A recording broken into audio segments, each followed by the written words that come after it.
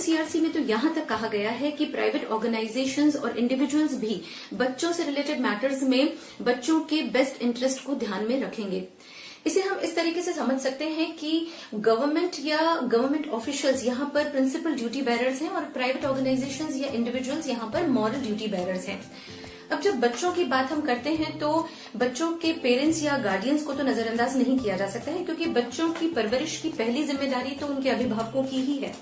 UNCRC में parents की इस रिस्पॉन्सिबिलिटी को रिकॉग्नाइज किया गया है और उसके बाद ये कहा गया है कि अगर पेरेंट्स को अपने बच्चों की केयर करने में प्रॉब्लम फेस करनी पड़ती है तो फिर वो गवर्नमेंट से असिस्टेंस या गाइडेंस लेने के लिए एंटाइटल्ड। यूएनसीआरसी में तो यहाँ तक कहा गया है कि प्राइवेट ऑर्गेनाइजेशंस और इंडिविजुअल्स भी बच्चों से रिलेटेड मैटर्स में बच्चों के बेस्ट इंटरेस्ट को ध्यान में रखेंगे।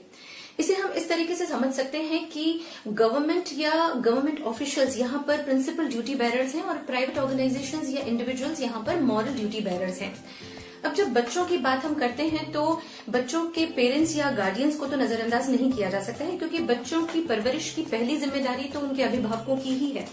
यूएनसीआरसी में पेरेंट्स की इस रिस्पॉन्सिबिलिटी को रिकॉग्नाइज किया गया है और उसके बाद ये कहा गया है कि अगर पेरेंट्स को अपने बच्चों की केयर करने में प्रॉब्लम फेस करनी पड़ती है तो फिर वो गवर्नमेंट से असिस्टेंस या गाइडेंस लेने के लिए एंटाइटल्ड हैं।